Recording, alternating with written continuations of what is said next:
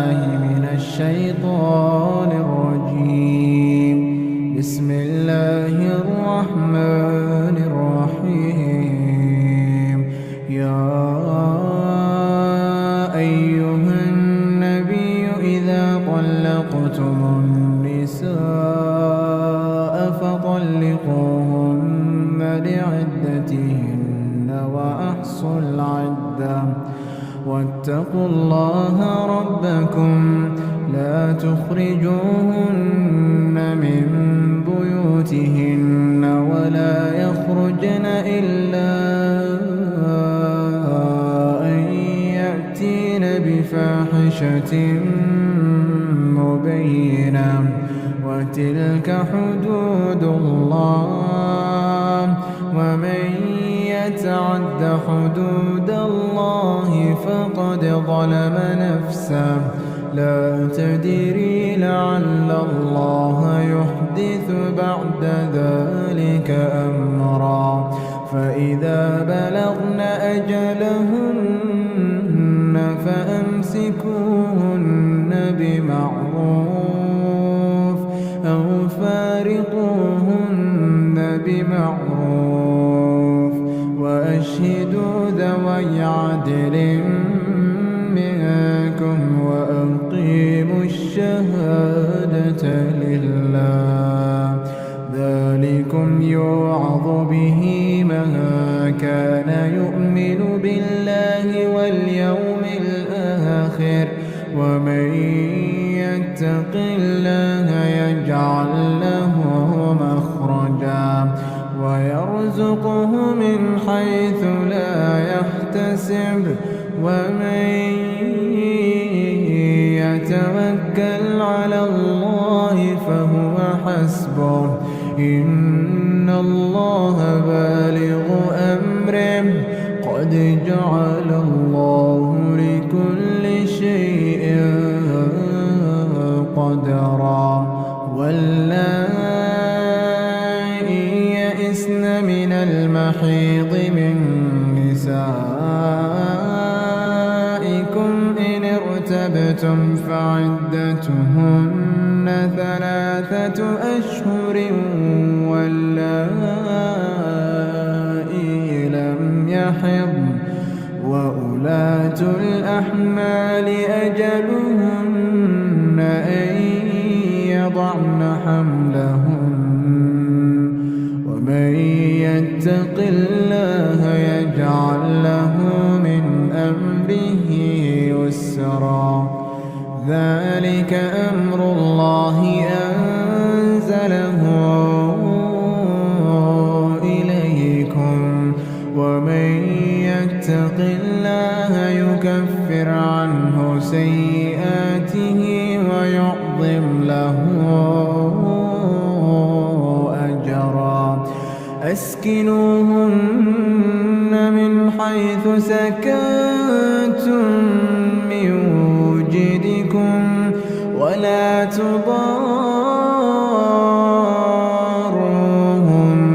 لتضيقوا عليهن وإن كن أولات حمل فأنفقوا عليهن حتى يضعن حملهن فإن أرضعن لكم فآتوهن أجورهن وأتمروا بينكم بمعروف وإن تعاسرتم فسترضع له أخرى لينفق ذو سعة من سعته ومن قدر عليه رزقه فلينفق مما آتاه الله لا يكلف الله نفسا إلا ما آتاها سيجعل الله بعد عسر يسرا وكأين من عن أمر ربها ورسله فحاسبناها حسابا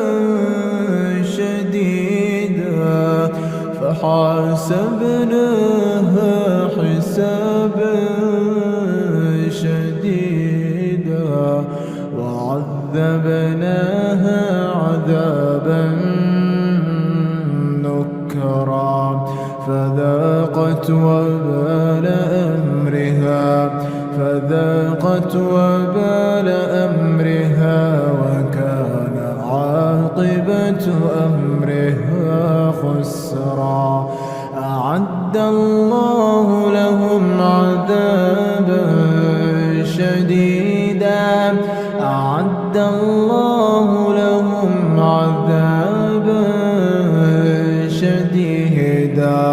فاتقوا الله يا أولي الألباب الذين آمنوا قد أنزل الله إليكم ذكرا رسولا يتلو عليكم آيات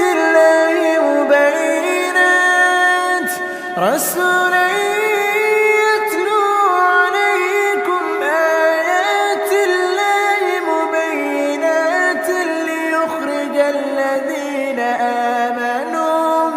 ليخرج الذين آمنوا وعملوا الصالحات من الظلمات إلى النور ومن يؤمن بالله ويعمل صالحا يدخله جنات تجري من تحتها الأنهار خالدين فيها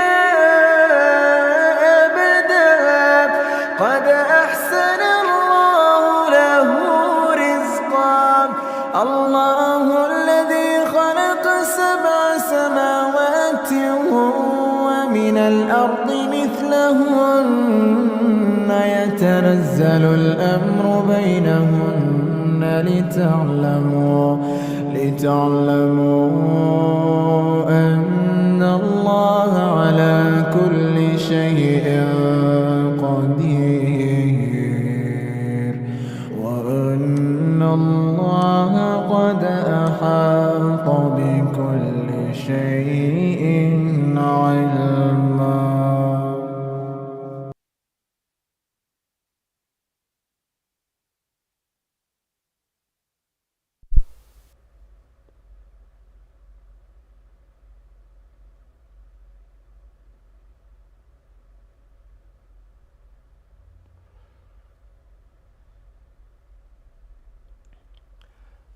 As the gender war rages on, in order to keep the peace, we must discuss the exact facts. Welcome to Exactly. I am your host, Saudi Man. Remove your shoes, enter upon your right foot, upon the right state of mind, bi'idhnillah.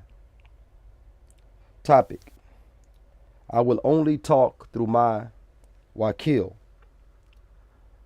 The psychosomatic vaginal rejuvenation.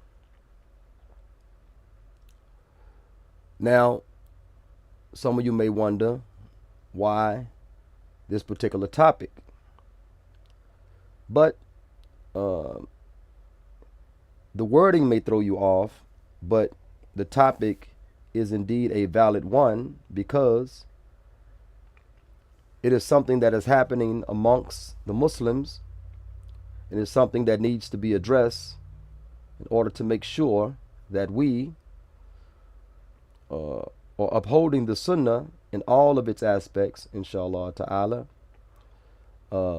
And this will be better for us, inshallah ta'ala. Now, Brother Black Mind is Akili Nuisi, if I'm pronouncing his last name correctly. He is joining us in approximately 30 minutes or less.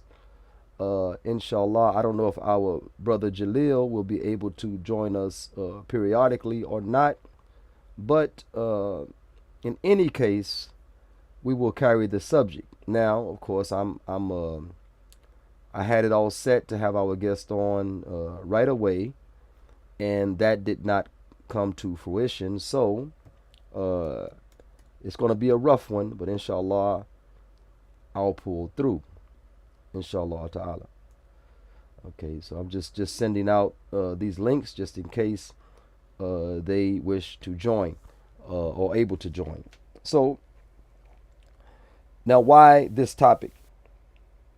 This topic is because many women feel the need to protect themselves from some possible harm or letdown, even if a brother is approaching them for marriage and, for prospective marriage. So they feel the need to protect themselves from harm. So they will say something like, hey, talk to my Wakil. Okay? First category, they intend to protect themselves from some possible harm. So they say, talk to my Wakil, don't talk to me. Okay? Second reason, they may be feeling too modest, shy, and they say, talk to my Wakil. Third reason, they may be virgin. Okay? So a virgin is not, generally not, I know today things have changed somewhat, but virgins are generally not, they're generally reserved, and they're not too chatty with strange men. Okay, so that's one reason. Another one is that women are seeking to reinvent themselves in this regard and to adopt or to assume the mores or the etiquettes of the virgin in regards to Islamic courting. And to give some background upon this, one hadith in particular, there are several hadith. I'll deal with one in particular. A man, the narrator Aisha radiallahu anha, asked the Prophet, O Messenger of Allah sallallahu alaihi wasallam, should the women be asked for consent regarding marriage, right? To their marriage. He said, Naam, yes. Qala Naam. He said, yes. I said, a virgin, if asked, feels shy. Now listen to that. This is Aisha radiallahu anha speaking, asking a question on behalf of the women, letting the Prophet ﷺ know and letting us know today in retrospect that a virgin feels shy when asked about the prospect of marriage. A virgin feels shy. Now today, of course, matters have changed, which tells us we are slowly but surely, drifting away from our true nature as human beings. Okay, and that's men and women. She said a virgin feels shy and keeps quiet when asked for consent to marry. Okay? Qala. In Bil Arabi, Qala, he said, Sukatuha, idnuha, that her silence is consent. Her silence is the consent. And walaikum salam wa rahmatullahi wa barakatuhu, brother Jawad. Brother Jawad, since you are in the chat, I have a fan on low, but you can hear it buzzing. Is it affecting the audio quality at all? If it's affecting the audio quality, then I will cut it off. So please let me know if the fan is affecting the audio quality or you all could hear me well, inshallah ta'ala. So I'll wait for that response, inshallah ta'ala. Now, the virgin's silence is consent, and some even say the smile. Muhammad sallallahu alhamdulillah, alhamdulillah, bikhair, alhamdulillah.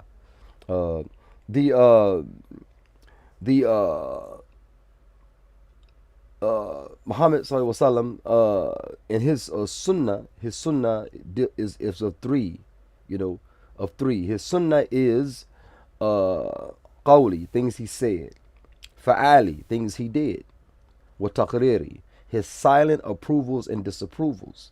If Muhammad frowned upon a matter, then we would know it was disliked. Not haram, because if it was haram, he would do more than that, be more animated speaking or acting toward it. But but when something was okay, Muhammad would smile.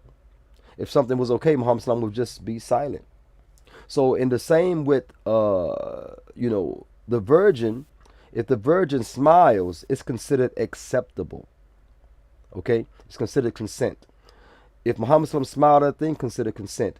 If a virgin was silent upon a matter and did not voice objection or disgust, then then is considered consent. If Muhammad was silent or did not voice or even facial expression show discontent or dislike for a particular action, then that thing was not okay. So again, the virgin's silence is consent. Qala sukatuha idnuha. Her silence is her consent. Now, real life example, okay? We're in a restaurant and there is an Arab girl, Egyptian, working there. I think she's Egyptian. She's working at the restaurant and she, and I'm getting into the particulars, but she's in the restaurant and a brother, maybe even in jest, said, "Will you marry me?" to the Egyptian girl. Okay, she's not married, so he said, "Will you marry me?" We're going to assume she's virgin because she never been married. Okay, not everybody's out like that. Okay, so we assume she's virgin because she never been married. She, the brother said, "Will you marry me?" She looked at him and she smiled and she walked away in a shy manner. She walked. She's a waitress, so she deals with the customers on a friendly discourse, a friendly give and take, conversation wise.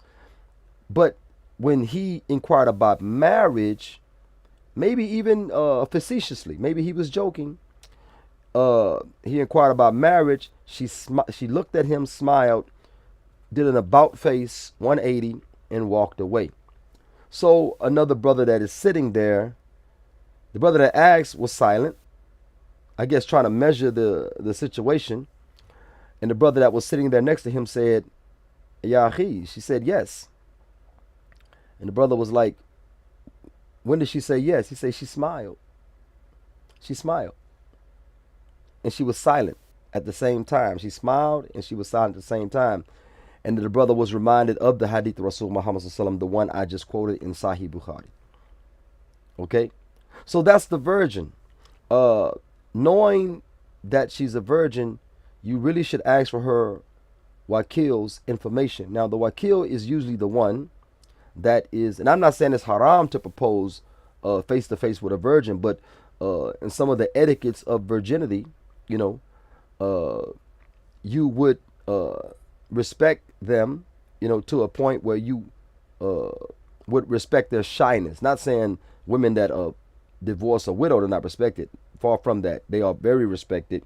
But you would respect her silence, okay, or her innocence. Basically, you would respect that innocence, and you would ask for her wakil. And asking for her wakil, or her wali, her wali or wakil's information may draw the smile. That may draw the silence. She may walk away, come back, put it on your, place it in front of you, or she may ask for your phone and put the number in your phone. I don't know how she would do it in this modern day and time, but nevertheless, she wouldn't be so chatty regarding that situation. She would let her wali handle it. What we have these days is that some sisters have went through some trauma, some unfavorable circumstance that, and inshallah, I pray brother Black Mind joins me in 9 minutes, inshallah ta'ala. Very insightful brother, mashallah. So What is happening these days is that women I think the terms are thayyib or ayyim, if I'm not mistaken, that's divorced or widowed, or vice versa. Um, Divorced or widowed women that are not virgins, women, and we know we deal with a lot of converts in Dal Kufr, a lot of converts in Dal Kufr. So these women are coming off of a lot of hanky panky, a lot of hanky panky in their past, from their early teens in many cases, or their early 20s. Lots of hanky panky. Okay, some of them are coming from some other type situations. Nevertheless, so what happens is that these women are uh, trying to avoid the jerks, trying to avoid the insincere. Okay, and we can't blame them for that. They're trying to avoid jerks, trying to avoid the insincere. So these women are saying, look, oh, I only talk through my Wakil. I only talk to my Wakil, through my Wakil. And we can't say it's haram for them to do so. They are putting up parameters uh, solely for their safety, solely for their peace of mind, even. Okay? And Islam is very keen and very acute when it comes to what? Protecting a woman's peace of mind, even her feelings regarding proposals of marriage.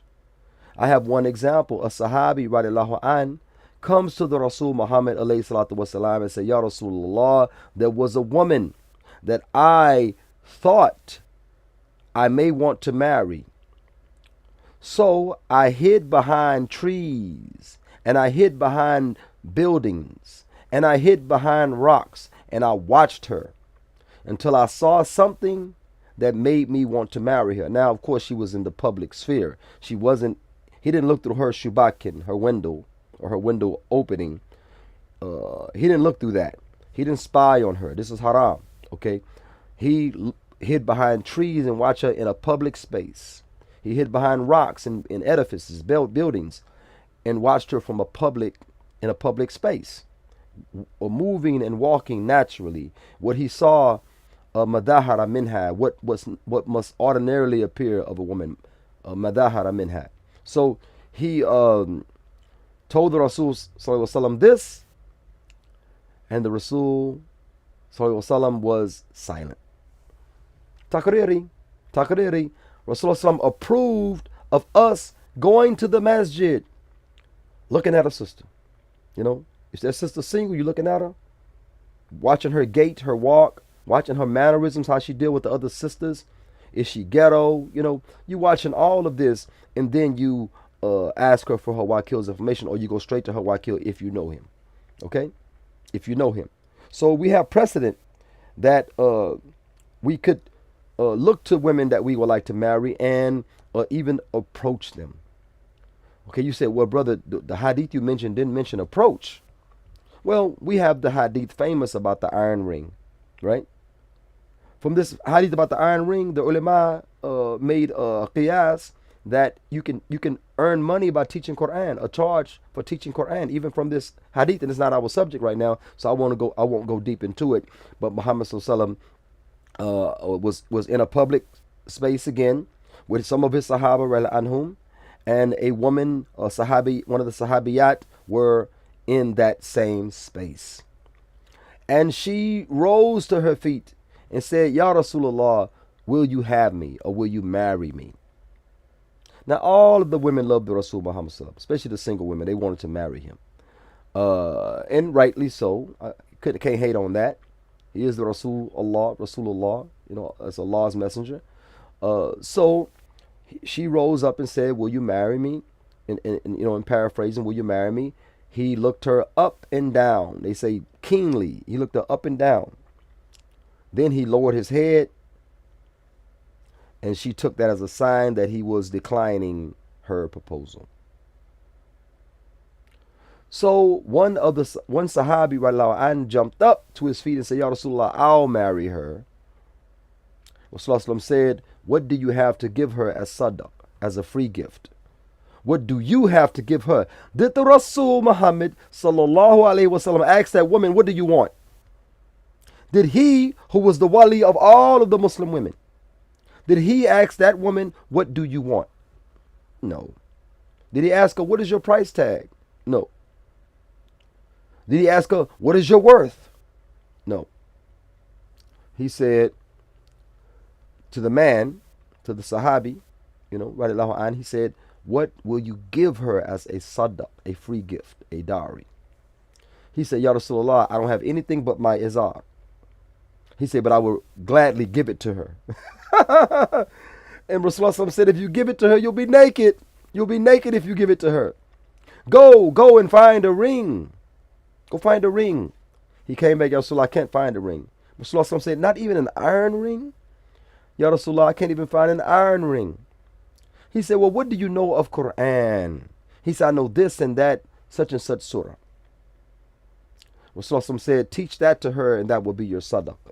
That will be your sadaq. Y'all see what just happened here?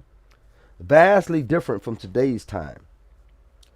In this day's time, women know their worth. So their worth is 50,000. Their worth is 20,000. Their worth is what did that woman? She looks like a man without a wig on. Tiffany Haddish. Tiffany Haddish told Common when they were dating. I don't know if they're dating now. She told Common, if you want to marry me, buy me an apartment complex, a whole apartment complex, because she knows her worth. She knows her worth, She knows her worth. So she wanted the whole apartment complex, and that's what she was asking for. And there are certain type of women that have a price tag on their heads. I mention that all the time. Certain types of women have a price tag on their head. So Brother Jawad says, I've seen videos and heard sisters bragging about their sinful past. They talk happily that has experience. How do we deal with this if a brother finds out about her past? Well, I think that's the wali's job, although they don't always do their job. If her wali, and pardon me, this is actually from real life experience. If her wali is a Pakistani imam and she's black, he may not be so keen on representing her, and maybe just trying to get her married, which is not a bad thing. He's trying to get her married, but he doesn't go into the details. I've seen it on a lot of different occasions, and that applies to other things. But just know, when a woman is your ward, even if she is not your daughter, you ought to treat it as serious as it was your daughter. If she has a troubled past, and you have to expose that troubled past. Imam An-Nawawi and Riyadh al-Salihin mentioned the times when ghiba, backbiting, or speaking ill behind a person's back is allowed, and one of them is in regards to marriage. You have to disclose those issues. You have to disclose those issues because that will affect the marriage. The more sexual partners a person has in their past, for women, not for men, the less she can love you. Virgins love their first. Okay, if it was a consenting, common, especially marital experience, they tend to love their first. Okay, they tend to love their first. So the issue is that if she has a high number of past partners, she may love you less. Because she remembers. I told you guys before that in the old speak, in the old English idiom, the old English language, not necessarily old English, but in the older speak, they called a woman that men slept with. They told the men. They say many men have knowledge of her. They called sex knowledge. In this case, zina, right? Sex knowledge. Now, I don't know if they did this study with marriage, because some women have many husbands. I don't know if they did this study with marriage. And sometimes we're not in the days of, offensive jihad. We're in the days of defensive jihad these days. So men are still dying. Men are still dying. And the issue is that women might go from one shaheed to another shaheed to another shaheed because he died in war. or died of ta'un, a plague, or he died of a stomach ailment or something like that. So she may go from husband to husband. It's not a fault of her own. But there are women that marry men. They really can't stand men. They can't deal with men. They can't uh, respect the hierarchy that men have. Allah Ta'ala gave them over women. They can't respect that. They want the protection. They want the maintenance, but they don't want to be a wife to that man. Okay, which means what? Righteous women are what? Devoutly obedient, and they guard in their husband's absence what Allah would have them guard. I mean, they don't shame their husband in his absence. They don't shame him. They dignify him. Okay, they dignify him. Whether they're in Walmart on aisle number 7, or they are uh, uh, going to check the mail, they dignify their husbands. Okay, so anyway, uh, past that, yeah, a woman should not brag. I know some sisters that have done that, but a woman should not brag about her past, and neither should a man. Don't brag. Maybe you don't suffer the psychological effects of having many women partners, but don't brag about your past. It's not something to brag about. You know what I'm saying? Even if you had many wives, it's not something to brag about. Although Muhammad SAW said the best of you are those that have many wives. Okay, those that have the most wives are the best among you. And best, why? Your testosterone is high. Your machismo is high. You know, you're really on alert. You know, it just does something for a man. You know, and women would never be able to understand that, but they must respect the Islamic principle if they are indeed believers. Inshallah Ta'ala. Brother Black Mind should be with us not too long, so I can stop my ramblings. Um, so.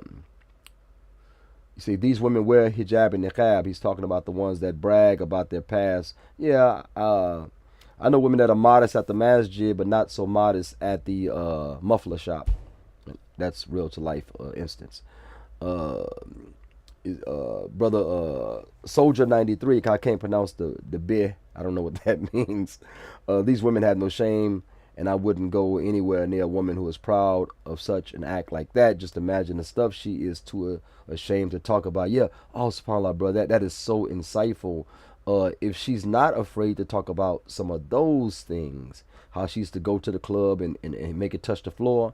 If she's not afraid of talking about that, imagine the stuff that she is ashamed to talk about.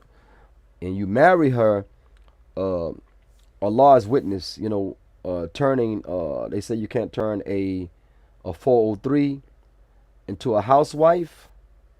Subhanallah, bruh. Yeah, yeah, tried and true. Joining us, mashallah, is Brother Black Mind. Everybody give that brother the salams. Assalamu alaikum, yahi. وعليكم السلام ورحمة الله وبركاته. ايش شلونك؟ كيف حالك؟ Alhamdulillah, alhamdulillah, bi khair. Don't be speaking Bengali to me, bruh. I think it bumped you out the room again, but inshallah he'll come back in. He is present and accounted for, inshallah ta'ala. So go ahead and jump back in, yahi, inshallah. I think it bumped you out for some reason. Um, just checking out some of these comments. Brother Soldier 93 says,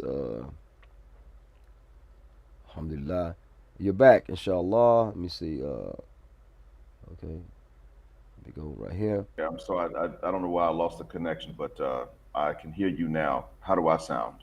Oh, you sound great. I hope that the audience, the the the viewers can hear you loud and clear. Can anyone give a sound check? Can y'all hear the brother loud and clear, inshallah? He always has good audio.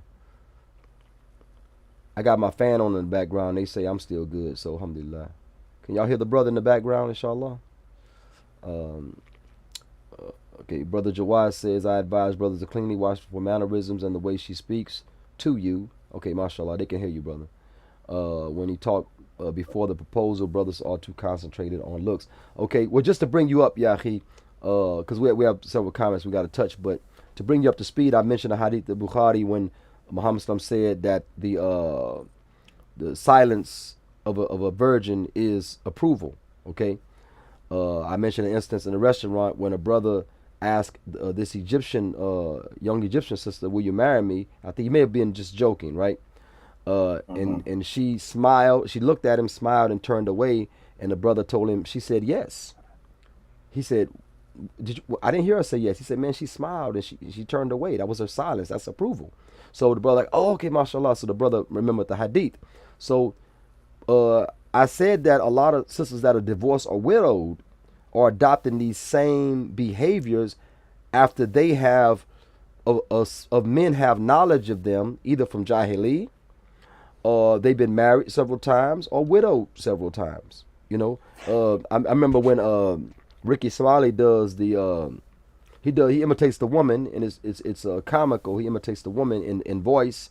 He dressed like a woman too sometimes, but he said that I had the woman was I forgot the lady name that he imitates. He says I had 5 husbands. All of them died of mushroom poisoning, except for the 5th one, who died from a blow to the head because he wouldn't eat the mushroom.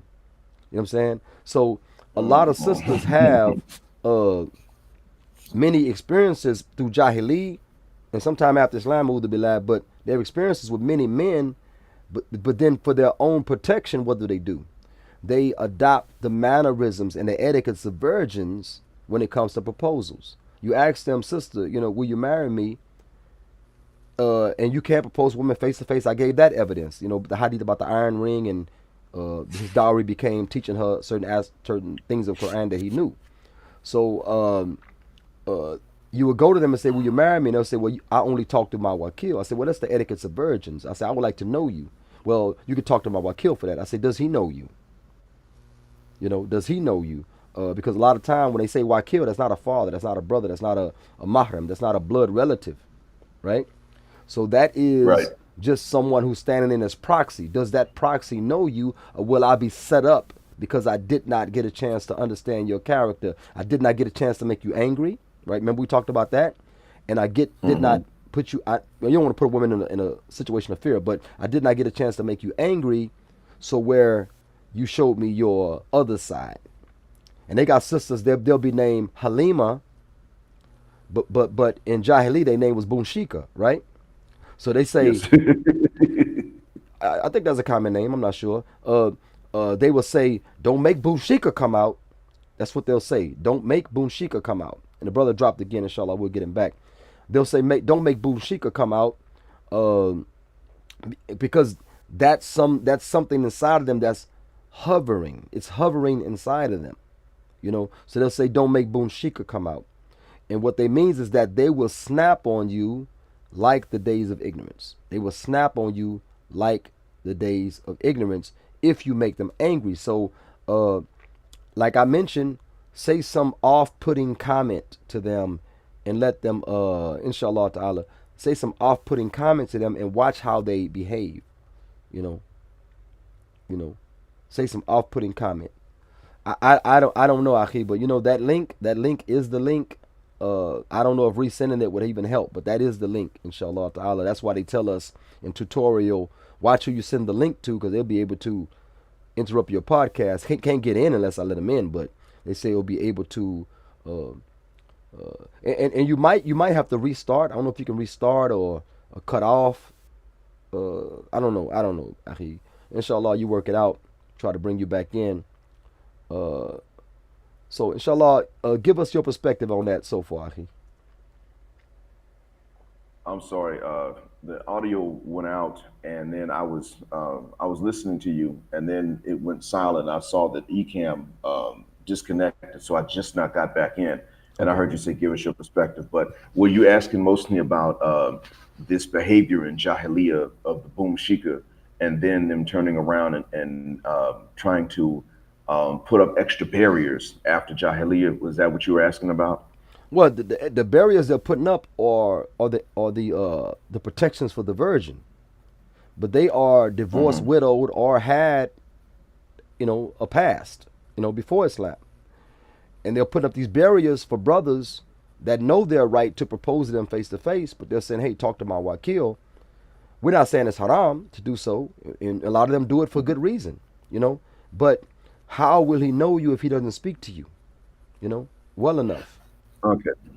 Well, if that's the case, and what that means is, and this is what I've talked about this before on my channel. I just can't remember exactly which video it was, but the thing is that when you see a hunter go into the forest and the hunter has on camouflage.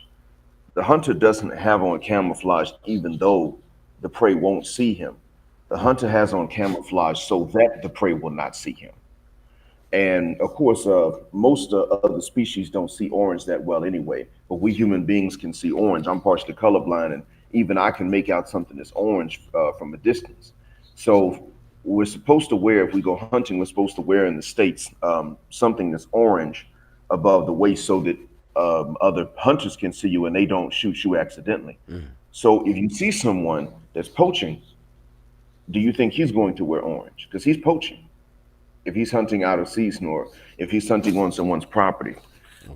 He's not going to wear it. That's the exact same thing when they adopt these other barriers and they don't want you to know them. It's because there's something that they don't want you to know. It's not really. It's not because of something that's wrong with you. They oftentimes take on the persona of the wounded bird, and that's what that's about. So they're taking on the persona of the wounded bird to shut things out or to shut you out, and so that there are things that you don't detect. And what I would say is, if one way you can prove it is that you simply do the same to them. You say, well, there are certain things that I'm going to disclose to you and the Wakil, and then there are certain things I'm only going to disclose to you after the contract, and then watch them change up. Because we're in a society that's taught that it's always okay, always at any time, for any of them to become secretive and private, even in the context in which everybody's got to start talking. But that's not okay for you. So you're not even supposed to really ask them about their favorite food. You're not supposed to ask them about what times they normally go to sleep and wake up. Meanwhile, they can turn around and ask you for every 1099 and every W-2, and tell you to disclose every single social media account and the worst or most controversial post you've ever posted. So that really what that is, all they're doing is they're reinforcing a notion that he must prove himself and she has nothing to prove. That's all that is. That's mashallah, bro. Man. Ooh, I told him. I say when brother Black Mind gets here, he's gonna give us something that's very insightful. Mashallah, bro. That hunter analogy with the orange versus the camouflage, because he's poaching. Mashallah. That's very profound. Mashallah. Mashallah. This is something that brought to mind when you were speaking. Okay, not necessarily verbatim, but something that came to mind. When you approach a sister, let's say you don't know her, you don't know of her, you have no knowledge of her, knowledge meaning jima, sex with her prior to y'all becoming Muslim or whatever. You don't know her, you don't know of anybody that has knowledge of her. You don't know anybody that knows her, but you propose to her, maybe through social media or something, right? And she tells you, I only talk through my wakil. And you're going to say, oh, mashallah, got me a virgin. So you talk to her wakil, and he hooks up the marriage, right? Because it's taboo to ask if she's a virgin to the wakil. A father would be offended. You know what I'm saying? But the father Yeah. should disclose, oh, she's been previously married. And me as a father be like, yeah, she ain't no virgin. If that was the situation, right? She ain't no virgin. Or me as, the wali or wakil of a ward. Now, on your wedding night, after you make the aqzawaj, the marital contract, and you lay her down, and she spreads her wings, and what do you see? That's what you're going to see. You're going to see Arby's. You're going to be like, what the, it's going to be a problem. I thought I was getting those etiquettes of hee. If you've been divorced, widowed, you shouldn't be kikiing.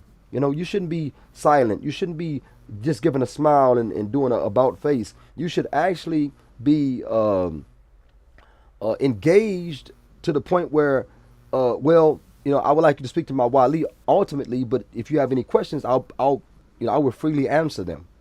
And I may have some questions about you. We can submit them to paper. Let's exchange information. If you want to meet with me and discuss face to face, then we're going to do that through the wakil. All of that is respectable.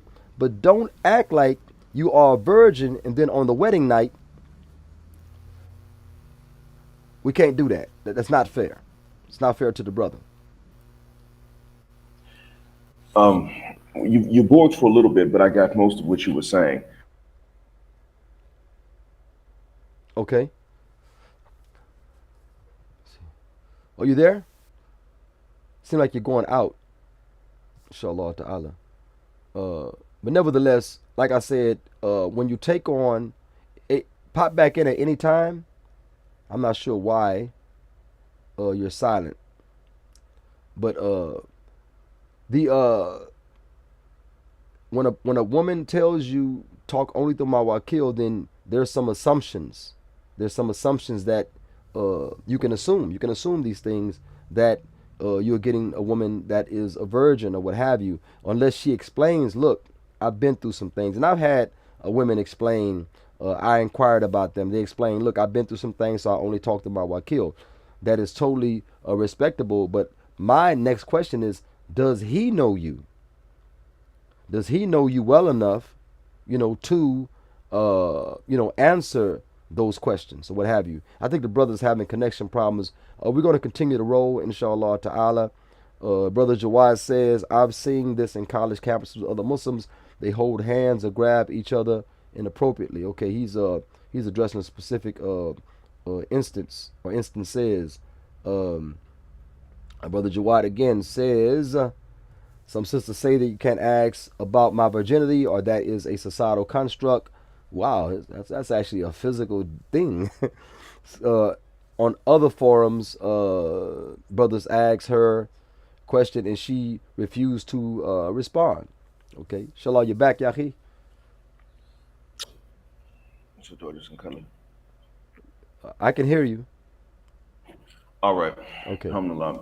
Just now, the I could hear you just Okay. now. Okay. It's disconnecting for some reason off and on, and I'm not sure if there's a button I can press to refresh it. It just does it at random, Okay. usually in the middle of a sentence. But I'm sorry that maybe for the last 90 seconds, I didn't. No, for the last 45 seconds, I couldn't hear you. Okay. Well, yeah, I was just reiterating. I was actually reading some of the comments. What Brother Jawad said, some sisters say, you can see it on the screen. Some sisters say you can't ask me about my virginity or that it is a societal construct. I don't know if they're talking about virginity. That's actually a biological, physical thing. On other forums, brothers asked her a question and she refused to respond and got extremely defensive. You know what I'm saying? So we can understand that. I was just watching a podcast and that woman, she was on a Jesse Lee Peterson show. I find that very comedic, so I tend to watch these savage clips. She was on his show. Oh, I would love to go one on one with that guy. Anyway, but she believed in free love, and she said every woman should have as many sexual partners as she wants. Every man should have as many sexual partners as he wants. That's what she said, right? He said, "Do you sleep with multiple men and women?" She said, "You can't ask me that." Okay, it went silent just now again, Okay. but Yeah, yeah. I heard you say that at least she was consistent between the two genders because normally Yeah. they're not consistent between the two. Normally they'll say that she should have as many as she wants and Yeah. he should be limited. She was consistent, but when he asked her, "How many sexual partners have you had or you deal with?" she said, "You can't ask me. That's personal." That's what she said. So she's telling everyone else that go ahead and have free, which Muhammad SAW said that when free sex is prevalent in society, new diseases will occur. I think the brother went silent again, not mistaken. Okay, so he said many diseases will occur when free sex is prevalent in society, zinna, basically. So she's telling everybody go out and do whatever you like, physically, intimately, sexually. But when he asked her how many sex partners do you have or you currently deal with at one time, she said what?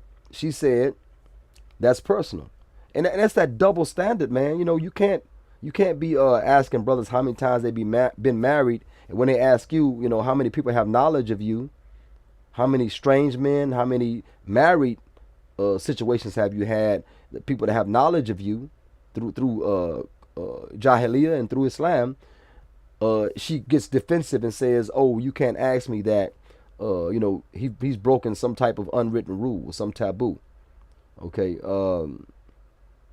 Okay, brother Jawad said the other issue he has is some simp brothers would his hardest to marry her if you inform him. Yeah, yeah, they got brothers that like women with experience. They may even say, I don't want to know where she got it from, but I appreciate that she has it. Women have said men should appreciate my my past, my salacious past. Why? They say because you're getting all the benefits of it. That's what women say. She can't love you. She can't love you like she would if she had maintained and guarded her modesty. She can't love you on that level. But also, she's bragging that I have so much experience to offer you, and I went through all of that Vietnam trauma in order to give you the best bedroom fun of your life. That's not something men are looking for. Not any decent men. Brother Soldier 91 says there are always simps, just like there are always someone buying cheap and trash items. Let the brothers learn the hard way. I'm one of them brothers, man, that learned the hard way. I used to marry with good intentions. Yeah, I used to marry with good intentions, subhanAllah, and I decided to just stick with good people, and stop trying to help people. I need someone that can help me and add to my life, mashallah. I have that, inshallah ta'ala. Let me see. Brother said a gymnast. Okay, Arby, she has had the meets plenty of times. Oh, Brother Jawad, why you make me read that, subhanAllah? I read it too. I read it verbatim. Brother Black Mind said, oh, that's what he said. That's hilarious. Okay. Okay, I'm going through the comments. No, brother, it wasn't Amber Rose. It was this other woman that was on.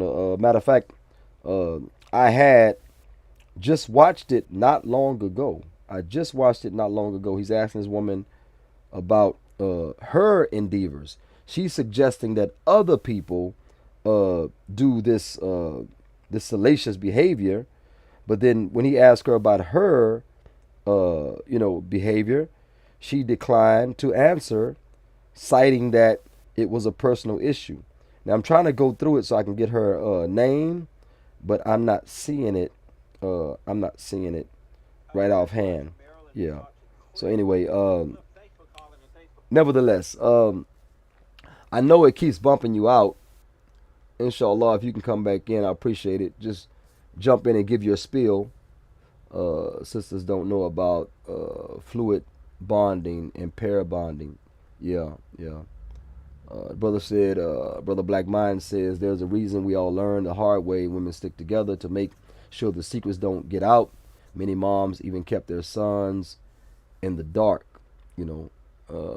Said that lady on his show was at least fair to both genders. Many women believe in limiting only the men and not the women, leading to most women sleeping with only a few men. Yeah, because the gift of gab, the means, the situation. A lot of this is situation, time, place, and availability.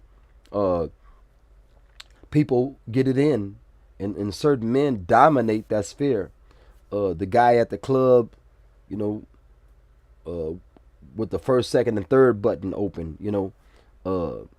These guys, tend to get it in, and women tend to flock toward the desirable men, but they want to be solely desirable. You know what I'm saying? And I've had fun discussing polygyny with non-Muslim women. You know what I'm saying? Well-to-do white women, even. Discussing this issue of polygyny, and just really just honing my skills of how to break down the issue. Oh, that's cheating. I say, well, your perspective of cheating, let's discuss that. Oh, that's not being faithful. Let's discuss your perspective of being faithful. And then, alhamdulillah, successfully, bi'idhnillah, of course, by the will of Allah, successfully, I've won those debates. Because Islam is din al-fitra. It's the natural way of belief, the natural way of life for man, because it comes from the one that created man. It agrees with man's intelligence. Why? Because it comes from the one that created man's intelligence. It agrees with man's nature. Why? Because it comes from the one that created man's nature. And that's what we're dealing with, inshallah ta'ala. So, in continuing, it's not haram for her to want you to deal with her wakil. But if she shuts you out and say you can't talk to me at all, it's like, well, what are you hiding of information that your wakil doesn't have? Because if you ask me, body count, you know, uh, can't give you a number. Can't give you a number because I was 20 years kafir. Then I became Muslim at the age of 20. I've been Muslim 31 years. So I can't give you a number, okay? I mean, not a legitimate number. I can give you a ballpark, or what have you. I'm a man. I have a phallus, scrubby, scrubby, wash, wash. You're a woman. You have an orifice. You incubate uh, your students. You incubate your students, those that get knowledge of you. You incubate that. So, and that's what we're dealing with. So, reiterating again, it's not haram for her to adopt that. Only speak to my wakil, but don't adopt fully the etiquettes of virginity, because if the brother takes you home and he's expecting to have uh, he's expecting to deflower you, and you have no flour, you have broccoli, then that's going to be, an issue for him. Black Mind says if she shuts you out and she's not a virgin, she doesn't want you. If she has a high body count, she doesn't want any of us. One instance, you don't know the sister, so I'll give you the instance. And if she hears about this, she may get mad at me. But hey, I live life with people mad at me. She acquired a place to stay. She has a job she likes, and she doesn't want to relocate. Okay, so any man that marries her can't talk to her, has to talk to her wakil. She won't relocate.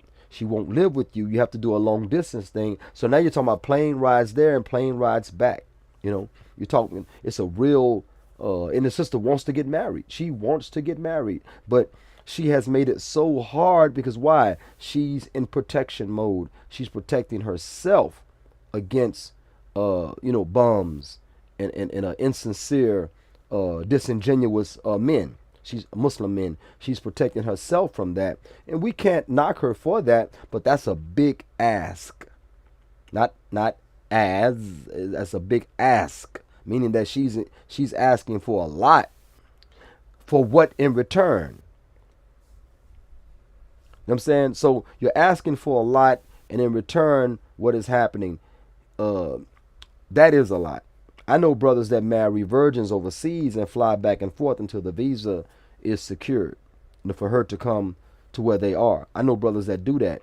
But if you're going to be flying back and forth, because a woman is traumatized by past relationships and she's not willing to acquiesce, she's not willing to make things good for you in order to take care of her. If she's expecting you to buy plane tickets back and forth, if she's expecting you to send maintenance for a place that you don't stay, and you can't stay unless you fly back and forth, it's a lot of money to be asked. A brother with that much money needs to go overseas, okay, and go to Thailand, go to the Philippines, go to Indonesia, so on and so forth. He needs to go and put himself in a space where he can actually have a woman that is a virgin, So women need to make themselves really more accessible and more affable, when it comes to marriage, if indeed they want to marry. Are you back, Yahi? Inshallah? Yes, sir. And you Okay. sound clear this time. Okay. And I heard you say that that sometimes they're doing this because of the um, because of past hurt and trauma. Yeah. And I have to start getting ready for work. But the last thing I wanted to say about that past hurt and trauma, and I want to advise the brothers to do something specific. Um, I advise them to stop caring about her past hurt and trauma, to not give a rat's behind about it, not to the extent that you would turn around and find out what it is and turn and then do exactly that just for the sake of being mean. I'm not talking about being that callous and cruel, but I think that what we should do is simply just not make concessions because of what some other man did, and make absolutely no extra effort because of what some other man did, Yes. some previous guy. And that's because one, the type of men that they make pay for these things and the type of men who commit these offenses are two different kinds of men. Normal men have to pay the price, but it's a small sliver of men in the West, even amongst Muslims, that actually are causing these traumas and leaving them with bad impressions and broken hearts. Most men cannot do that because they're not picking most men, and not without a lot of difficulty. And so you and I understand that the women that get hurt usually were not hurt. They weren't hurt by a simp. They weren't even hurt by a normal man because they would think that man is a simp, and that's not what they're looking for. So they're actually looking for who's going to hurt them or or who's going to hurt their feelings.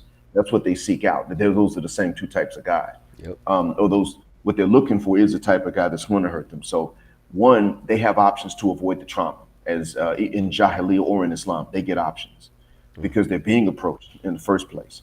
Men don't get approached, therefore, men don't have just the option to choose better, and that's oftentimes what a lot of ladies are saying. So you see, we understand, and this is a conversation that I had with my mother years ago before I became Muslim. I think it was before I became Muslim, or I was a new Muslim.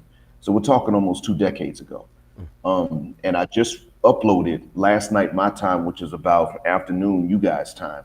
I just uploaded about why it is that we should not make any concessions when they come to us as wounded birds and try to heal them, why we shouldn't even care. Because, well, not I'm saying we shouldn't care, but I'm not saying that, but why we really shouldn't. No, we shouldn't care. We shouldn't be trying to do extra to comfort them and heal them. And that's because when you come with traumas from the past, Jahiliyyah or Islam, they're going to look at you and say, okay, so this is what they do to you. So well, then why did they do this to you? Why did they pick you to do it? And then even when they're raised well, there's something in them that makes them look and say, well, if this is what she did, then that means you're the one to whom to do this.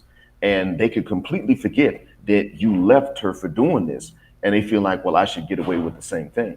And I guess that when you deal with someone who was raised Muslim, she's probably not going to, you hope that she's not going to think along those same lines, but you don't really know. But the thing is, the point I'm making is that male trauma doesn't count. It doesn't mean anything unless it's bad. The fact that you went through it, the fact someone else did this to you is seen as bad on your part, or it just doesn't count in your favor. So we need to stop counting trauma in their favor and give them no extra concessions for that. Somebody hurt them. Now they're saying you got to talk to the wali. No, we need to talk. I need to talk to both of you, and that's the end of it. And if you're saying that you and I can't have a conversation even with the wali present, then we need to say the same things they would say. You need to go and get a therapist and deal with that past hurt and trauma so you can get back out there the right way. As a matter of fact, you've been hurt. Well, that means that that means that you have somebody has knowledge of you. Maybe you need to be out there trying to make the approaches instead of sitting back waiting on somebody to scale these walls you put up to come in like Prince Charming trying to get at you to validate you because somebody else invalidated you. You know, if somebody took your money, Imam, I'm sorry, Imam, if somebody came and took your money, if she used you, took your money, committed paternity fraud, did all these things, and then later on you're left with less money than before, and you got these after effects from that.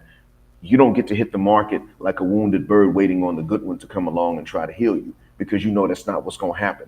It's not that there are no good ones, but they're not looking to heal anybody. And it's the same thing we need to have. I'm not looking to heal you. I mean, you can heal yourself. I'll treat you well. You can heal yourself, but it's not my job to heal you because of what somebody else did. And we men need to be unified in saying this. The men in Jahiliyyah need to do that for their own good, but this isn't really about them. We Muslim men need to do that as well for our good because it is about us. And that's really what I wanted to say in a nutshell. And really, that's just part of a principle I've been trying to tell us to apply overall, and that is whatever standard you have to meet, you need to have. And if it's not the exact same standard, it's fine. But whatever standard you need to meet in exchange for it, you need to have a standard to be met. just to make it fair. And we Muslims, we're coming out of Jahiliyyah, we're coming out of disbelief, and therefore we're bringing in a lot of the same mindsets, same ideas. And what we need to understand is that we're not less valuable. We're not wrong by default. We don't have to prove anything that we're not allowed to say to them that they got to prove to us. So for everything that we do have to prove, they got to prove something in exchange. We just need to make it fair, and we men have not been doing that. And that's really all I've been getting at. On a job, when the boss is not satisfied with your performance, the boss sets the standard, and the boss determines, what you have to do in order to satisfy the job assignment. Uh, in the house, the man is by Allah the boss. Okay, but he's never asked, what can I do to improve my job performance? He's never asked. Okay, so this woman, like Brother Jawad is saying, this woman moves on to the next guy, and she vilifies the previous guy because she's in victim mode all the time. She's always the victim, right? If a man meets a new woman and talks about his past relationship too much, that new woman is going to distance from him. But a woman goes to a man and talks about her past relationship, and that man galvanizes with her. This is a problem that we have because men are natural protectors. Oh, he did you like this. Oh, why did he do you like that? And we tend to galvanize with them and even dislike the guy that we don't even know. That's what dudes do. I mean, they're simpish, but they tend to do that. You know what I'm saying? So at the same time, when a man does that about a woman, these women, they galvanize and say, oh, you must be a jerk because you're talking about your ex. So it's not fair. We are the boss. We set the job standards and requirements. Okay, well, from Allah Ta'ala, of course, ultimately. But nobody asks us, when we do a job performance report or an update, or reorientation, nobody asks us, how can I improve my job performance? We're told how much they're worth and how much we need to appreciate them, But everything is being offered and nothing is being actually fulfilled on both sides, alhamdulillah. So anyway, alhamdulillah li kulli hal, I appreciate you, Akhi, for coming on. As always, mashallah, eloquent. You have the voice for radio. Yeah, you got that Thanks a voice. million, sir. Brothers say that. They say you got the voice for radio. Alhamdulillah. So if you got to go out, I appreciate you as always. Thank you for chiming in. The brother Jalil, he didn't come through, man. He didn't come through, and I'm gonna put him on blast. Talking about, man, I just finished eating. I said, you can't talk about vagina on a full stomach. Oh, goodness gracious. Maybe not. Yeah, probably not. I mean, I'm still on empty right now because it's early morning here. Yeah. So one of the things I'll have to do is eat. So on one hand, it was a bit easier for me because I am on an empty stomach, but I'm pretty sure I still got morning breath too. Um, so I'm grateful that we're doing this over the internet and not in person. But yeah, thank you for having me on. I appreciate it, and I hope I was able to help. Yeah, Thank man. you for Yeah, the call. you gave me some gems, and I'm gonna regurgitate those, man. Inshallah, some of those gems, because they need to be. Brothers need to. We were saying the same thing, but we're using different, analogy, different perspectives, and that's what it's all about, man. Our language, English, is very limited, but all of these analogies and stuff like that, it adds, spice to the conversation. It's amazing. Alhamdulillah. So Alhamdulillah. Well, inshallah, we'll do this in English as best we can, and hopefully, we'll be able to help other gentlemen to do this same thing in their languages, their local languages, and they can skip some of the steps of trying to put together the articulation through which we've had to go as English speakers. indeed, Because indeed. some things, what I've noticed is that even between Arabic and English, which are two unrelated languages, they're not like English and Spanish, Yes. which you all speak in Texas as an official language, right? Well, they still debating Spanish.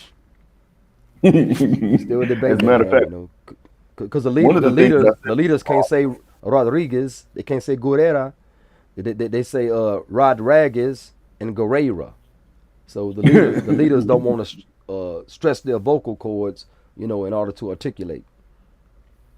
Well, the funny thing is, ironically, Spanish is much easier than English from the ground up. Yeah, It's easier. English is easier for me and you because we grew up with it. But yeah, when you, in terms of actually building and learning it, no, they act like it's so difficult. No, it's actually pretty easy. It's easy to read and write as well. But yeah, and that's the thing. I mean, maybe in those nations when they hear what we're doing, then they'll be able to translate a lot of it very literally. Because even in Arabic, there are a lot of these things. When you discuss these things in principle, many of the translations we can say pretty much literally, yeah, and it gets it. And as a matter of fact, over here where I am, they're beginning to need this because they're coming up with new terms, new words in Arabic right now to explain this phenomena. Not yeah, just the one that we talked about specifically this morning, but the whole phenomena, the whole umbrella. yes, And they've said that a lot of the stuff started from 2 years ago. But the term like false accusations. Well, you got the word false and you got the word accusations, yeah, but though that term is now becoming used more often because it's now becoming more of a phenomena extant. I mean, there are more men that are facing this, and they're facing it not just because it's not just the ladies walk around hating it, but they're facing it because you got teenage girls that are trying to validate themselves to their circles of friends.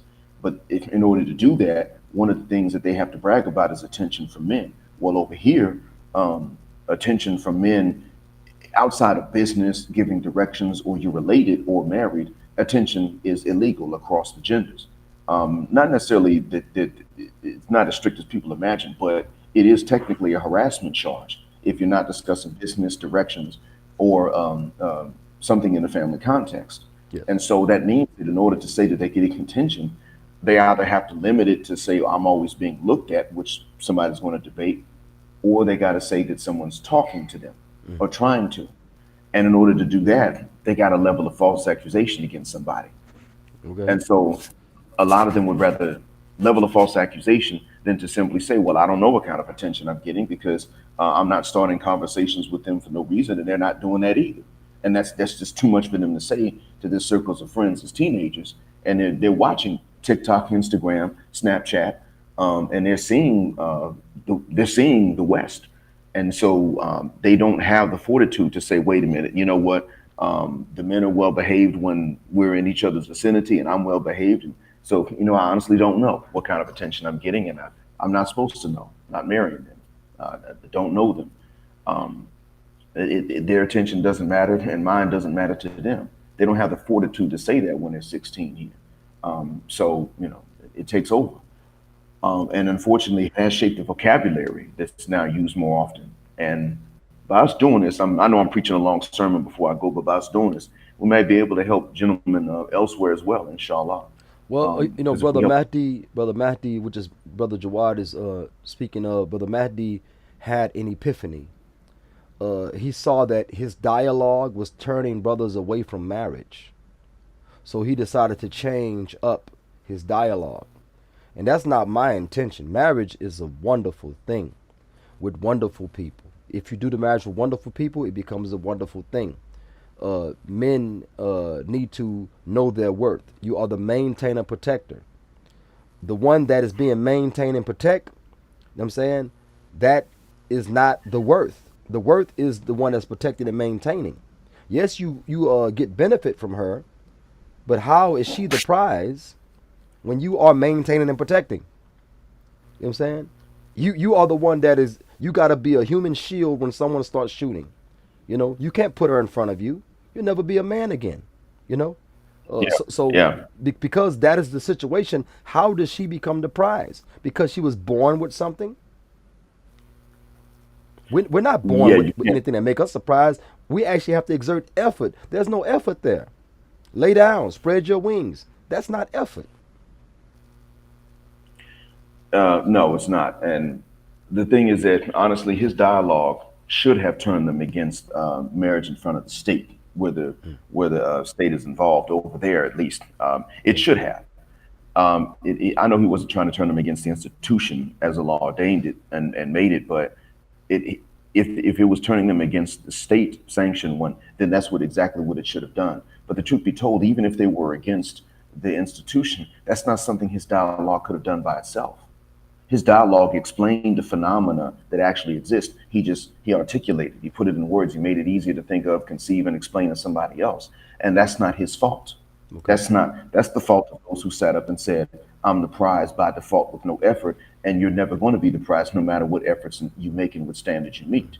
So he sometimes, the only thing I've seen him do wrong is that sometimes he underestimates the outright hatred that they have for the normal man, because he's taller than average, and he's also been married from about age 16. So there is a perspective he's not going to have. I don't expect him to be able to psychically understand that perspective. He didn't have to live it. You know, a lot of these And so, brothers, or excuse me, a lot of these brothers are going off of other people's experience because they don't have it. They're going off of other people's experience, so it comes off kind of odd sometimes. Like, where are you getting all this vitriol? Where are you getting all this energy? Because you don't have that experience.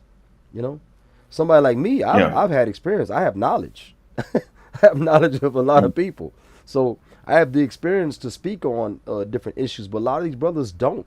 They came from green households, whether they were truly practicing Islam or not. They came from green households.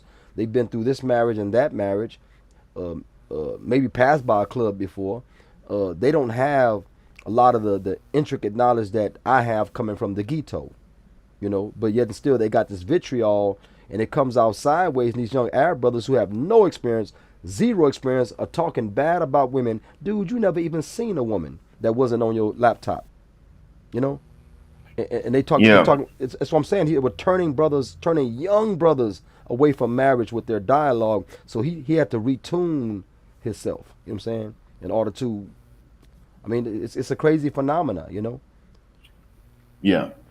And it makes sense. He would say to them, well, look, don't just give nobody a chance. I mean, you give people a fair chance like you would want to be given a fair chance. And that's what he was trying to do, was very fair. Yeah. He himself wanted to not cause or contribute to a bad pattern, especially a pattern of behavior that we're not allowed. I understand that. The issue becomes that you take these guys when they're in the 20s, there's one reason that they still have some of the vitriol, even with the lack of experience.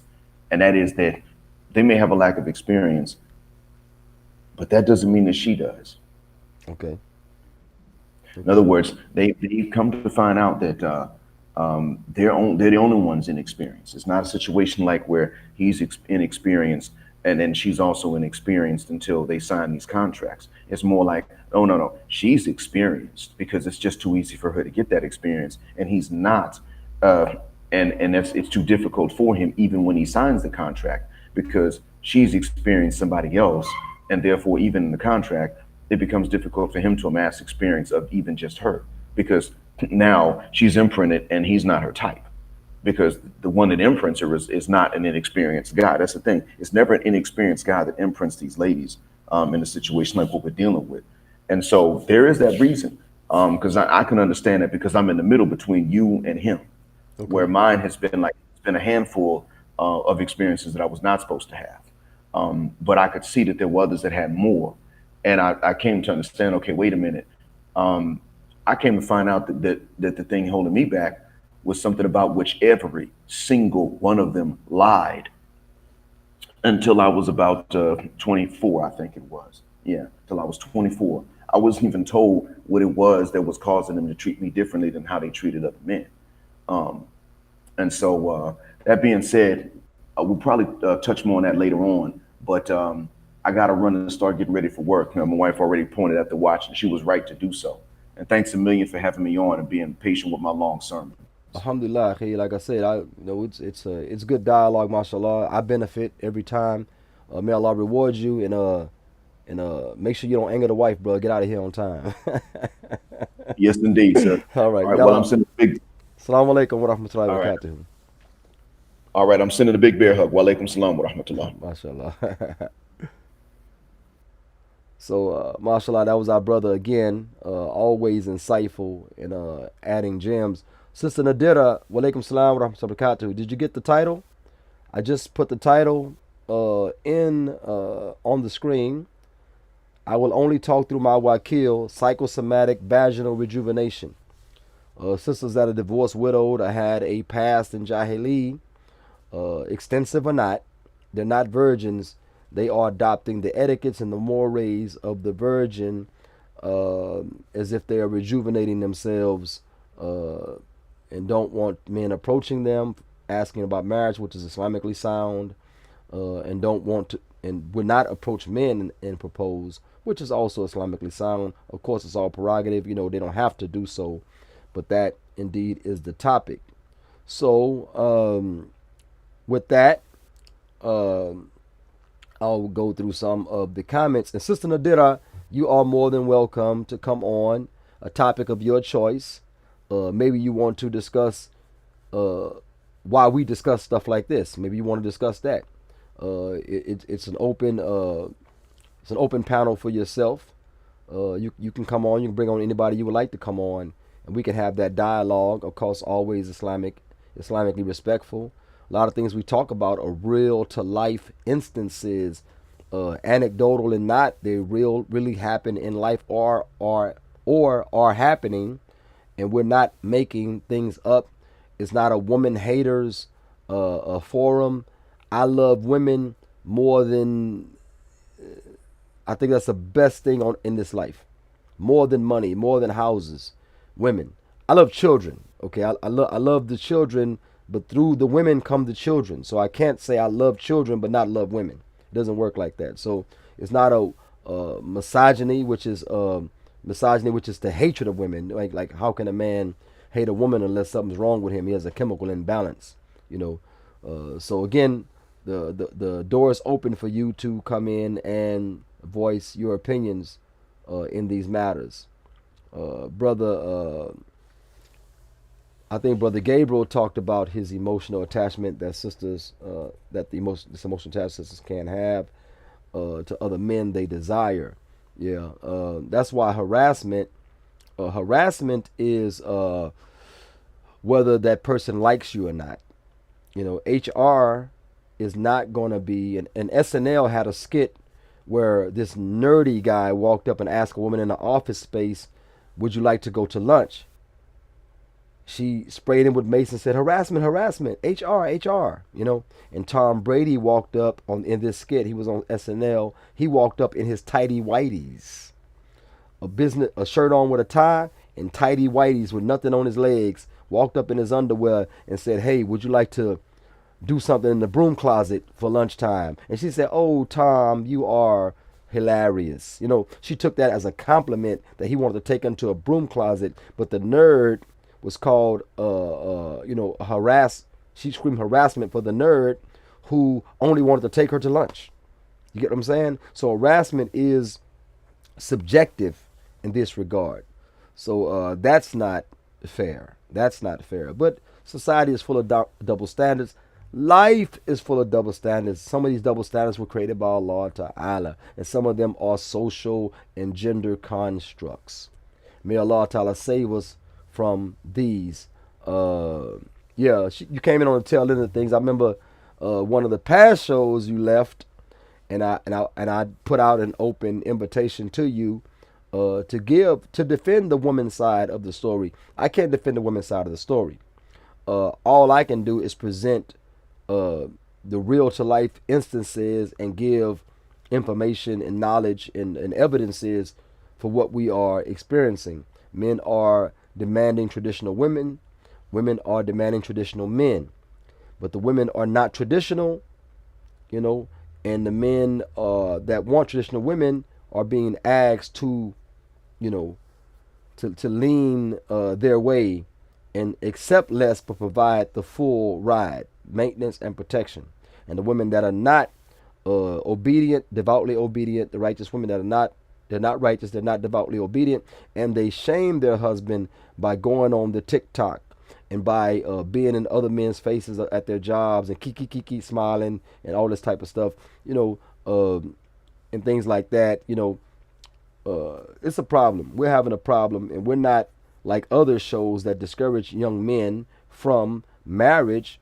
We are saying these are real to life issues, and that Allah's earth is spacious. Don't limit Allah's bounty to your neighborhood, your locality, but spread your wings and go overseas and go and find the woman that you desire. Okay? Find that woman, because Allah's earth is indeed spacious. So sister said, I defend all women. I guess she's saying I don't defend all women either, nor can I speak ill of all men. Yeah, there are no absolutes. There are no absolutes. We are talking about specific women that are divorced and widowed, that are adopting the etiquettes of virgins, which is silence, or only talk to my wakil, which is a way of being silent. I'm saying, yeah, inshallah, we should connect. And anytime you're ready, it can be next week, it can be next month, during Ramadan, after Ramadan, is totally up to you, inshallah ta'ala. But nevertheless, there's no absolutes regarding these matters. Not all women are like this. I know for a fact. I have one that's not like this. Okay, and when I speak, she might be like, oh my God, who that guy know? Who that guy talk to? That type of thing, because she's not like that. And I know several women that are not like that. So we're not speaking in absolutes. We're speaking of an overwhelming number, not even a majority. Inshallah, after Ramadan, you pick the topic. I'll study up on it, and we can have it, inshallah. You pick the topic. I'll afford you that courtesy. And bring on anyone that you need to support you in the topic, that that are knowledgeable of the topic. I'm totally open to any of that. This is not a troll show. This is not, any show like that. There may be an entertainment value, but it's not purely entertainment. It's for information chiefly. So again, I know many women that are not like that, and it may be the minority that are untraditional and causing us a lot of heartache, as far as men. I'm saying us men, a lot of heartache. But yet and still, even though it's a minority of number, it is too significant, because it has an infectious spread that is affecting younger women, that don't even have experience, and then it's affecting young men who have no experience, that are writing off marriage, and adopting some of the behaviors and mindsets and speak of non-Muslims. So anyway, that's all that I have. It is not haram for a divorced or widowed woman to say, I only speak to my wakil, but at some point that man is going to have to dialogue with you, with your wakil there, or absent by over the phone or face to face in a public space. They're going to have to speak to you unless your wakil can answer certain questions, And I pray the questions are not body count. I think that, oh man, that's a hard conversation. I don't know how to have that conversation. I wouldn't even bring it up. I would try to understand the person that she is now. That's why I discourage sisters marrying new shahada men. They haven't even gotten their legs in the deen. You say, well, what about the other way? Here's a nature double standard that was created by Allah Ta'ala. The other way is a woman that is a new shahada comes under her husband's care, who understands and has been within the deen. Okay, she comes under his care, so therefore he could put her in circles of knowledge. She can find circles of knowledge. She can go to classes at the masjid. He can teach her from himself. Okay, but a new shahada man who has to lead you has no legs. He just took shahada. He don't even have a Muslim personality now. He doesn't have a shakhsiyat al-Islamiyya because he don't even know Islam enough to develop an Islamic personality. Maybe he had a good personality as a kafir, okay? Maybe he had a good personality as a kafir, and you move into his house after y'all get married, and he pops the beer. Oh, you can't drink that. What you mean I can't drink this? What are you talking about? Well, as a Muslim, you can't. Well, I can't drink beer. You wake up in the morning, he wants to impress you, so he cooks breakfast, and he cooks you some bacon, someone. I mean, there's all kind of scenarios. The problem is he can't lead you if he has no legs in the deen. So yeah, that's a double standard. That's a double standard. Men can protect a woman from day one off jump, new shahada. Halfway through her shahada, he can maintain and protect her as a man and teach her deen or put her in situations to learn deen. Okay? But a new shahada man has to lead. How do you lead when you don't understand the deen? Oh, but I like him so much. He's so cute. Okay, go ahead and marry him. Go ahead and marry him. Go ahead. And you're going to teach him the deen. You're going to be his leader. You're going to be his advisor, which is not really bad. But you're going to be his teacher, so on and so forth. And you're going to teach him the way that you understand. You're going to give him a woman perspective of Islam. But when you get around the brothers, you're going to be like, nah, bro, that ain't what she tell you. Your money is her money. Where'd she get that from? So, that's the situation. Cover these last few comments, inshallah ta'ala. It is a trend that brothers are noticing. Sisters wanting a traditional man, but sisters are not behaving traditionally themselves. Yeah. Will you make a video about brothers going MGTOW? I did that remember I said Muslims in the manosphere, haram or nah. I think that was it. Remember we talked about that. We can go more extensive. I might need to bring Amal Yusuf on for that one. More extensive about the MGTOW situation. That's what Brother Mahdi was fearing, that brothers will go MGTOW based on his dialogue. I pray Allah Ta'ala guides him to change it so he can be a more benefit to these brothers that may have gotten the wrong idea. Okay. Yeah, and the brother Soldier 91 is saying brothers are accepting this such behavior. Too many betas, they're accepting this behavior from women. They're white knighting sisters. Do not trust the white knight. Any man that tells you what you want to hear, any man that tells you exactly what you want. Now, some men, I am so charming, bi'idhnillah. I could tell you a lot of things that you want to hear, but the things I'm telling you are not from a deceptive point of view. Okay?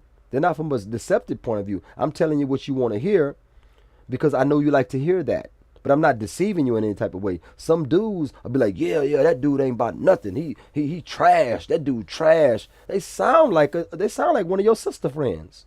That dude trash. How you gonna say a dude trash you don't even know because you got one side of the story? That man is dangerous. He's a predator. He's a leech. Fear a man that tells you what you want to hear, especially when it's defaming or negatizing. And I made that word up. Negatizing another individual. Fear that man. He's no good. That's a good vetting tool for you guys. You know what I'm saying? For you women, tell him, man, my ex was trash. Say, right? If he says, yeah, your ex was trash, tell him, say, you don't even know my ex. To the left, swipe to the left. That's what you should tell him. Sister Nadira says, sisters should never follow or submit to a brother who fails to follow and fear Allah Ta'ala. Yeah, that's even the head of state. If the head of state doesn't fear Allah Ta'ala, which means following the Quran and Sunnah, if he doesn't, you're not to obey him either. All the way down to the household. If a husband is not fearing Allah Ta'ala, you don't have to obey him. Okay? You don't have to obey him. The sister's correct regarding that. I've seen brothers actually ask sisters to work. This is from Jawad. And provide for them. Yeah? Capitalism.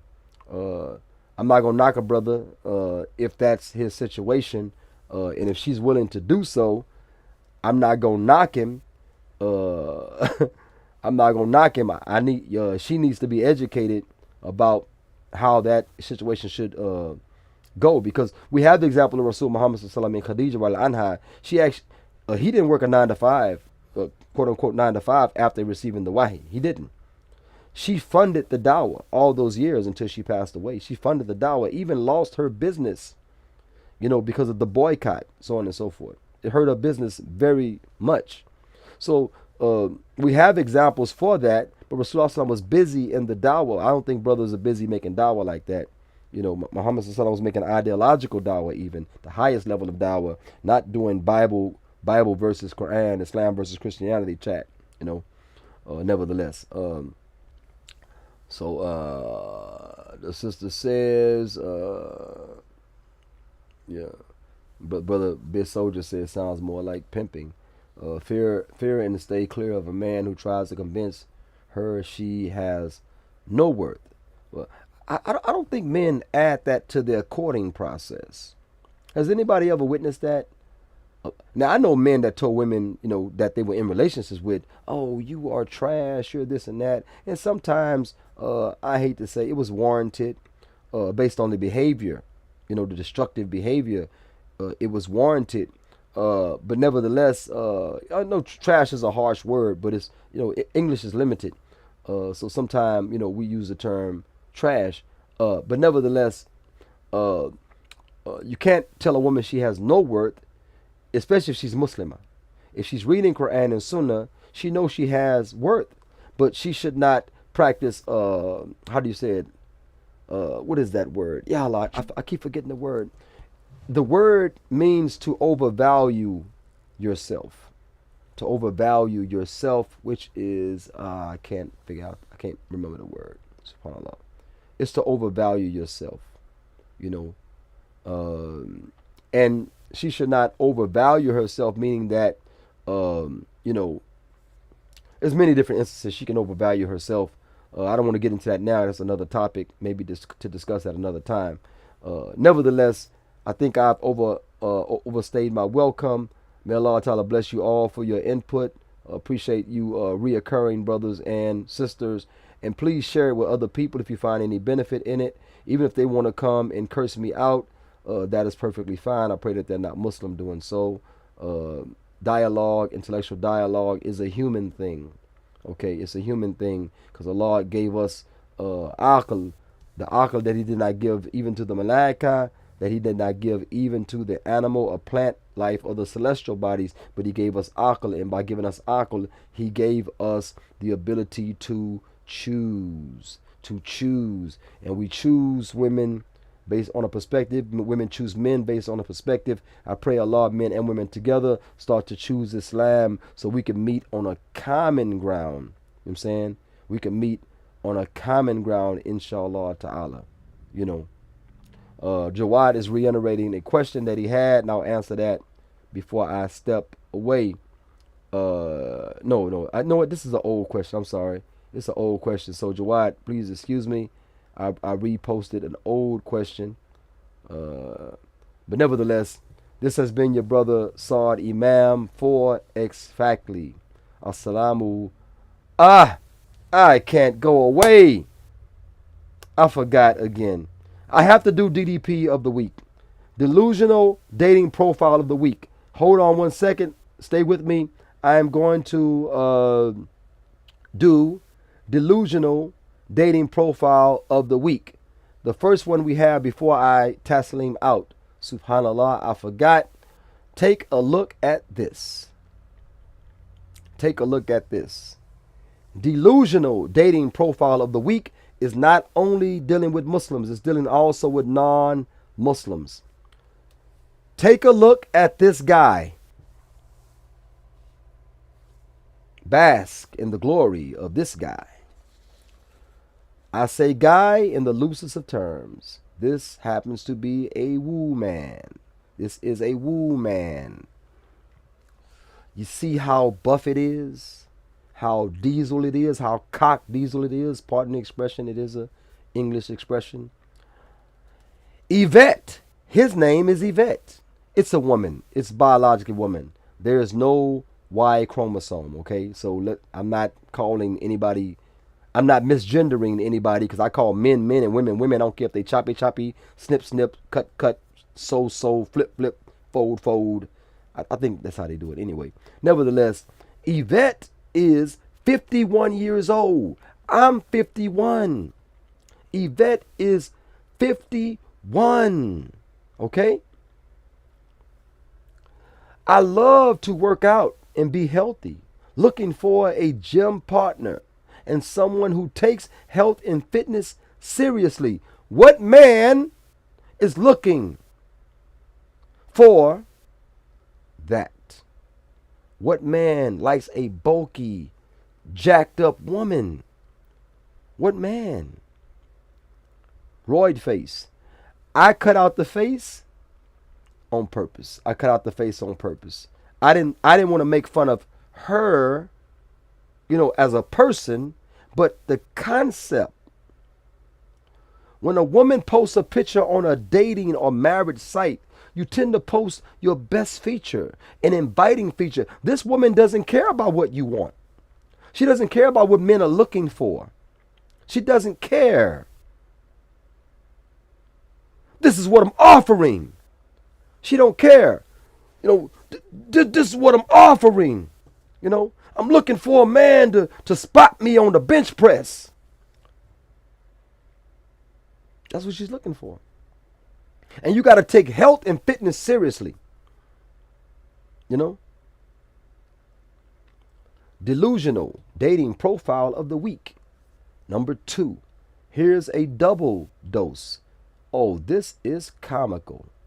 Look at this one. Look at this one. Pull it to my left of the screen. Look at this one.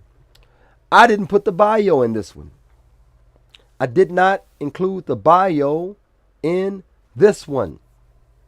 What do you see, brothers, sisters? What do you see? This is Kimberly, a woman, 51 again. She's 51. Kimberly is looking for a man, obviously. She's looking for a man, obviously, okay? That's Kimberly, looking for a man. Kimberly puts a cartoon up as her. Any men attracted to cartoons? Now, Wilma Flintstone was pretty nice shape. Betty Rubble. These are married women on cartoons, and I pray that you all excuse me for the analogy. Betty was better looking than the red-haired Wilma Flintstone. Okay. There was other cartoons that were nicely shaped, and they shaped these cartoons nicely for the effect. Okay, these are artists that are drawing these cartoons. They shape them nicely for the effect. This person is Kimberly, 51. If I put the bio, you would see she's looking for a man. She's looking for a long-term relationship / marriage. That's what she wants. Brothers, on this dating site, a marriage site, you see the picture. You'll see the name and age. You scroll down, you'll see the bio. You'll see the particulars, the location, the stats, what have you, right? Smoker, non-smoker, drinker, non-drinker. You'll see all of that. Below that, what do you see? Below that, you see photos, multiple photos sometimes of the person looking for the mate. Men are visual creatures. She's not respecting our vision. She's not respecting our nature. She puts up a cartoon, and below her bio, below the particulars, is no photos. Allah is my witness. There are no photos. She has a cartoon with a cat being superimposed in front of herself. And she's looking for a long-term relationship. And Kimberly liked you. Kimberly liked her cartoon, liked you. This is what we're dealing with. This is what we're dealing with. Her cartoon liked you. Would a man do that? I pray Allah men are not doing that. Would a man put up a cartoon of himself, no actual photos, holding up a dog? Let's give the man a dog, okay? Holding up a pit bull. Would a man do that? You know? Subhanallah. And Jawad, he's cracking jokes talking about she's super young, 51, right? She's super young. Just tell her to wait another 20 years. And it seems as though she will go from a cartoon cat to an actual cat or dog, grow older, and die alone. That's what it seems like. She's not even willing to show her own face. Oh, I have so many. I'm thinking about doing a TikTok roast of the 7 top delusional dating profiles. I may do a TikTok roast, hit 7 at one time. Oh boy, I got some good zingers. This is delusion. May Allah Ta'ala save us from delusion. We thank Allah Ta'ala for guiding us to this Islam. May we overcome the delusion that has been afforded to us and infecting us from those that don't believe in La ilaha illallah Muhammad Rasulullah, those that don't have the correct concepts. May Allah Ta'ala bless us and protect us. This has been your brother Saad Imam for X Factly. Assalamu alaikum wa rahmatullahi wa barakatuhu.